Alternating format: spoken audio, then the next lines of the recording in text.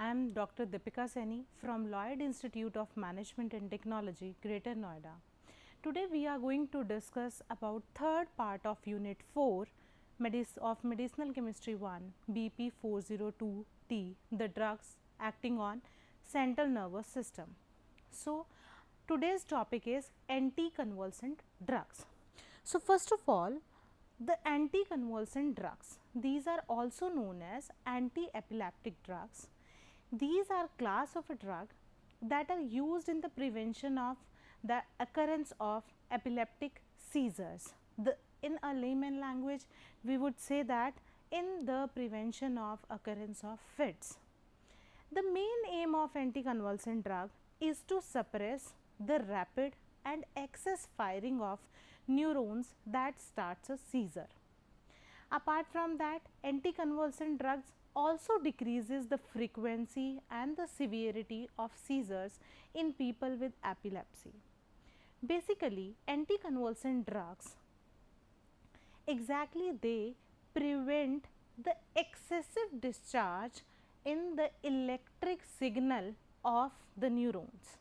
Basically, they will try to interrupt in the excessive signaling of neurons. That is a basic reason for the starting of a seizure. So, we have first of all to know what are anti-epileptic drugs, how they control the seizures, we must know about different type of seizures. So, these seizures has been divided into two different types, one is focal, another one is generalized. The focal one is a partial one and generalized for the whole body, and the focal itself is subdivided into two parts, one is simple, another one is complex, while generalized has 5 different types, one is tonic, another one is clonic, tonic-clonic, absence and myoclonic. So, these are the different types of seizures that are present that we need to prevent in case of anticonvulsant drugs. First of all, these the focal one, the partial one, they only affect a small portion of the body. Like in this case, we have subdivided into two parts, simple and complex. Basically, this type of seizures are confined basically to only to the motor neurons, only to the motor responses. In case of simple focal, the simple partial one, in this the patient is alert. Actually, patient really knows what is happening. But in the case of complex one, the patient is responding according to the change in environment. As the environment changes, the responses vary. So, these are the type of focal seizures or the partial seizures. In case of generalized, we have several different types of seizures. First one is tonic. In case of tonic seizures, what happens is the body gets stiffened and there are jerking movements. Continuously, there is a jerking movement in the patient, and specifically the limbs, either the hands, the arms and the feet, they get stiffened. But in case of clonic one, there is a situation when the patient falls. Suddenly during the seizure attack, the patient suddenly falls. In case of tonic and clonic, actually it is a combination of the previous two generalized seizures. In this patient, initially the body is getting some sort of jerking movements and some sort of stiffening of the body, we can see that also. But after a while, the patient suddenly falls and the patient fall heavily to the ground, directly to the ground. So, these are the different types of generalized seizures. In case of absence seizures, it's something like the patient is continuously staring towards a particular situation, or it might be seen the patient is, there is no excessive movement in the patient, rather there is complete absence of the movements, and the patient is continuously like staring at a particular site or something like that. In those known as absence seizures. In case of myoclonic seizures, it is somehow similar to the clonic one, and in this case there is a complete jerking of the body, but the patient does not fall. So, these are the different kind of seizures in which we have studied, like the focal one, the partial one, it is further divided into two parts, simple as well as complex. Then the generalized one, it is further divided into different type of seizures, one is tonic, another one is clonic, and the combination of two, the tonic clonic, then the absence and the myoclonic seizures. So, there are two different types of mechanism, we can say, to inhibit these kinds of seizures. One is to reduce the excitement, like we can do that by the enhancement of GABA action. Secondly, that we should enhance or we should do the agonism towards the inhibition of particular channels, like in case of inhibition of sodium functions and inhibition of calcium functions. So, there are two type of mechanism, either go for the inhibition one or to reduce the excitement. So, there are other mechanisms also. So, these are the mechanism of anticonvulsant drug. Three main type of mechanism in which we study enhancement of GABA action. In the last lecture, we have already studied this GABA, the gamma aminobutyric acid receptor.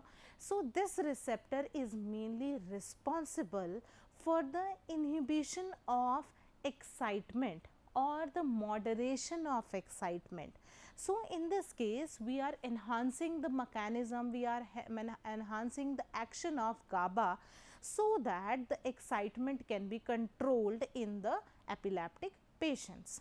Apart from that, inhibition of sodium channel and inhibition of calcium channel. So, these are also promoted in case of anticonvulsant drugs to calm down the patient, to recover the patient from the epilepsy.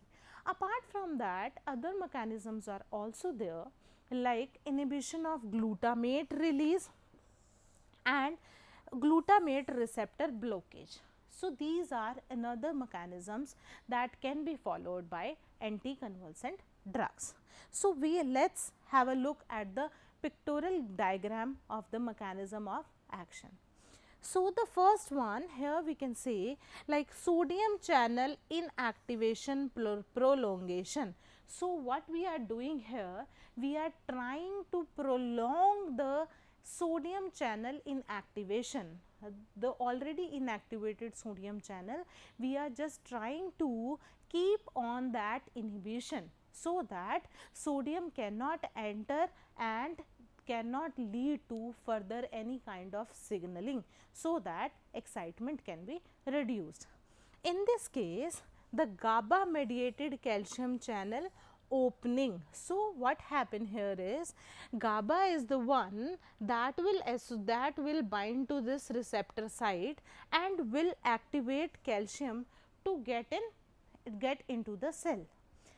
Here what is happening, these either the barbiturates or the benzodiazepine, as we have already mentioned earlier in case of antipsychotic drugs as well as in case of sedative and hypnotics, we have seen that these drugs act on the allosteric site of GABA receptor, while when these barbiturates or the benzodiazepine, when they bind on the allosteric site of GABA receptor, that enhances the action of GABA, so that the influx of this calcium ion that increases to many folds, and hence the action as well, so that this enhancement of GABA action also leads to decrease in convulsions or the frequency and the intensity of the epilepsy. Another type of inhibition of T-type calcium current. So, again we are trying to inhibit, we are trying to deactivate the calcium channel. Here what we did, we have just inhibit the influx of calcium channel into the cell, so that the signaling of neurons can be inhibited, and hence the excessive signaling of neurons that already led to epilepsy can be managed, can be controlled. Further, these anticonvulsant drugs are further structurally classified into different categories, and there are so many drugs that are available for the control of these convulsions and epilepsy. So, first category, that is barbiturate. We have already gone through this category in the previous videos, and we have already come to know about that they are very good CNS depressant. So, in this category also, again they have actively shown its potential in case of anticonvulsant drug, and the examples are phenobarbital and methabarbital. Another category is Hydantoin. In case of Hydantoin, one of the very famous drug, that is phenytoin, belongs to this category, and the medicinal use is anticonvulsant. Apart from phenytoin, we have mephenytoin and ethotoin. Further, the next category is oxazolidine-dione. This is oxazolidine-dione. The example is trimethadione and paramethadione. Further, the next category is succinimide, and the metsuccinimide, phensuccinimide and ethosuccinimide are the example of this category. The next category is urea and monoacyl urease. These are the examples are phenacetamide and carbamazepine, one of the most important anticonvulsant drug. Benzodiazepine, example is clonazepam. And there are some miscellaneous agents, and among which valproic acid is one of the important drug under the category of anticonvulsant drug. So, these are the drugs which have been the drugs that has been classified into different classes: barbiturates, hydantoin, oxazolidine-dione, succinimides, urea and monoacyl urease, benzodiazepines, and some miscellaneous agents including valproic acid.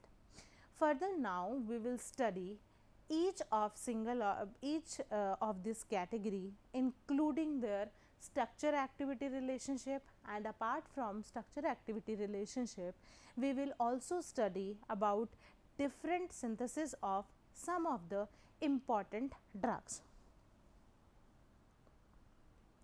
So, the first category is barbiturates. As we all know, these barbiturates are the derivatives of barbituric acid, and we also know the barbiturates are very well served as sedative and hypnotic. Just to recall, sedative are the drugs that calms down the patient, that calms down the excitement in the patients, while hypnotic induces drowsiness and also produces sleep that is almost similar to the natural sleep. So, only a few of them that show anticonvulsant character, because the maximum of them are used as sedative and hypnotic. So, in this category, only the phenobarbital, the mephobarbital, marbitone and the methabarbital. So, these are the drugs that are used as anticonvulsant. So, here we have drawn the generalized structure of all the barbiturates by giving its numbering starting from 1, from the nitrogen 1, 2, 3, 4, 5 and 6. Here we can clearly see like the nitrogen at the first position is substituted while the nitrogen at third position is unsubstituted, and there are two options at two options of substitution at position number 5 and hence named as R5 and R5 dash. By putting different substituent on these three substitution, that is R1 at the nitrogen and R5 and R5 dash at position number 5. When there is no substitution at nitrogen number 1 and there is a phenyl and ethyl substitution at R5 and R5 dash, this is phenobarbitone. When it is almost, methylbarbitone is almost similar to phenobarbitone, as we have already discussed this methyl, that means CH3, there is an inclusion of CH3, additional methyl is there. So, by substitution, by addition of this substitution, that methyl at the nitrogen, we have found methylbarbitone. In case of metharbital, we have this CH3, but at position number R5 and R5 dash, we have two ethyl groups. So, these are the examples of barbiturates: phenobarbitone, methylbarbitone and the metharbital. Now, there is a very important thing, the structure activity relationship of barbiturates. When we came to know about that different type of drugs are available as anticonvulsant from the category barbiturate, then we must have studied about their structure activity relationship. And the second thing that came into mind, that some of them are anticonvulsant, active as anticonvulsant, while some have sedative and hypnotic potential. So, we must differentiate between these two categories. So, the first thing that we have to identify the targets. This is the generalized structure of barbiturate, and again we have 1, 2, 3, 4, 5, 6. We have 6-membered ring with 3 C double bond O. First of all, these 3 double bond O, these are very important in case of barbiturates. So, we must keep them intact as it is to maintain their activity. Apart from that, we have several options, like the first one is the substitution at the nitrogen atom 1 and then substitution at the nitrogen atom 3. Then we have two different substitution at position number 5. So, we have identified 3 targets. One is nitrogen atom number 1, then nitrogen atom number 3, and then we have 2 substitution at position number 5. So, let us begin with N1, the nitrogen atom 1. When we substitute nitrogen at the first position, there is increase in activity. So, we can clearly say that this methylbarbitone is more active as compared to phenobarbitone, because there is only difference of one methyl ring, one methyl substitution at nitrogen atom 1. So, it clearly it is very evident from these two example, methylbarbitone has more potency as compared to phenobarbitone. And the example is, the same example is already given here, like methylbarbitone is more active than phenobarbital. So, I hope it is very clear from this structure activity relationship. Now, the next target, the nitrogen at 3.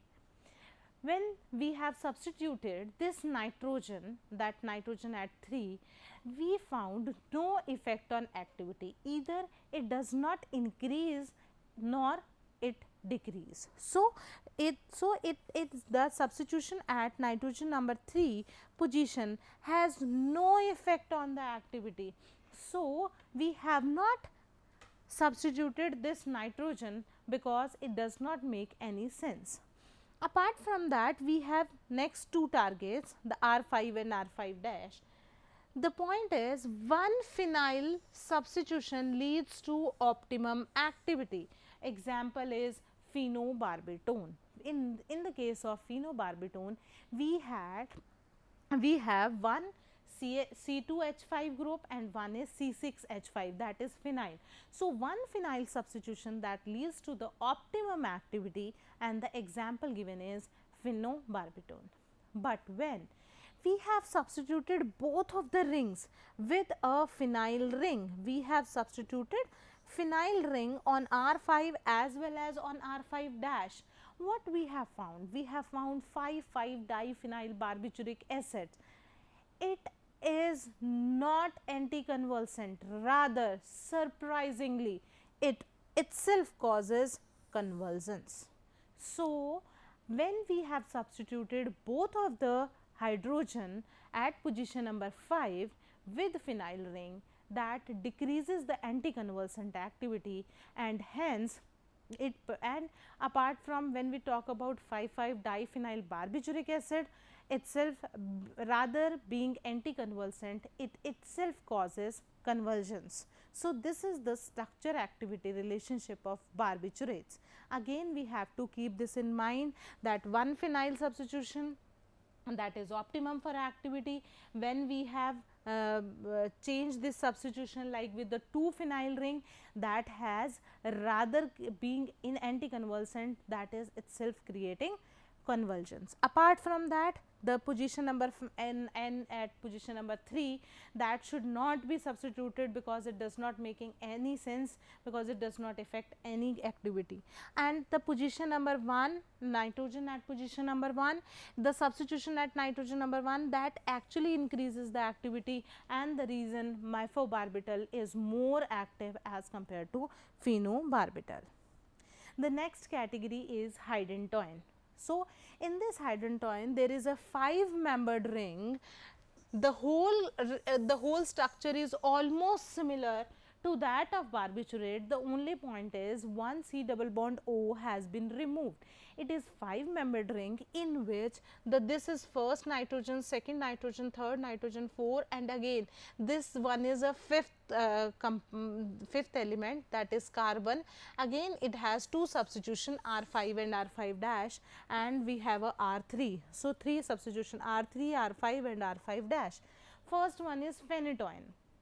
It is formed when we have a hydrogen at R3, means this nitrogen is again unsubstituted, and then at R5 we have 2 phenyl rings, C6H5 and C6H5.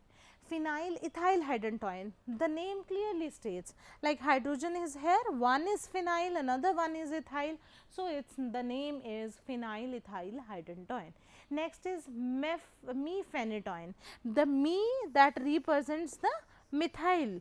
So, this is phenytoin, this phenyl ethyl hydantoin, the only difference is it contains me, that is CH3 methyl. Next is ethotoin. In this case of ethotoin, we have, apart from this CH3, we have ethyl group at nitrogen. As a substitution of nitrogen, we are using ethyl here, and then a hydrogen and C6H5 at position number 5. So, these are the examples: phenytoin, phenyl ethyl hydantoin, mephenytoin and ethotoin. So, these are the examples of hydantoin. Now, this is the structure activity relationship of hydantoin. So, again we have found the 3 different target, the nitrogen at first, the nitrogen at 3, and these 2 substituents. So, when we talk about the nitrogen atom at first position, that must be keep in mind that while working with hydantoin, this first position should not be changed, should not be substituted. It must remain unsubstituted, otherwise the activity will not be promising. So, when we are talking about hydantoin, the first position nitrogen, that must remain unsubstituted. So, when we are talking about the third one, the position the nitrogen at the position number 3, that can be substituted, and that can be substituted with methyl that possess much more activity. That is the reason like mephenytoin is more active as compared to phenyl ethyl hydantoin, as as we have mentioned here, like these two structures has only difference of the substitution at nitrogen with methyl. So after this, when we substitute nitrogen at position number 3, they have more activity, and hence phenytoin is more active as compared to phenyl ethyl hydantoin. And the next is these two substitution at R5 and R5 dash. So one phenyl substitution is essential for the activity. We can't keep any of them without phenyl substitution. Like for example, we can't do 2-ethyl substitution. That will not be anticonvulsant and under the category of Hydantoin. That will not. So one phenyl substitution must be there. One phenyl substitution is essential for the activity. So when we are talking about, when we have substituted the another one we have substituted with phenyl ring, the next one if we substitute the another thing with, suppose say, alkyl group, that will retain the activity. But the point is, there is sedation. Sedation is a side effect. So when we substitute these R5 and R5 dash, suppose we have many options R5 and R5 dash. If we have C6H5 and CH3 or C2H5, suppose we go for C2H5, like we have already studied in ethyl phenyl hydantoin. In case of ethyl phenyl hydantoin, one is phenyl, another one is ethyl. So that is a very good anticonvulsant. The point is, sedation is a side effect that also creates sedation in the patient. So when we talk about phenytoin, in case of phenytoin, as we go back, we have phenytoin, and in this case phenytoin we have 2C6H5 group. 2C6H5 group means that will not create any, that will not produce any kind of sedation as a side effect. Thus phenytoin does not produce any kind of sedation. The next is synthesis of phenytoin, one of the most important synthesis. So to begin with, we start with 2-benzaldehyde group, and there is a benzoin condensation and we form benzoin. After the benzoin is formed, we treat it with nitric acid with copper sulfate, and we found benzyl, one of the most common a compound in the laboratory. And after the treating with sodium acetate in the benzylic acid rearrangement, we have found, by further it is also reacted with urea and we keep it reflux for almost 2 hours, we found phenytoin. It is a one of the very easiest procedure, one of the very easiest laboratory preparation when it comes to phenytoin. It is very commonly prepared in the laboratory as well. So this is all about the synthesis of phenytoin. Thank you very much. In the next class, we will study about other different classes of anticonvulsants. Thank you. Thank you everyone.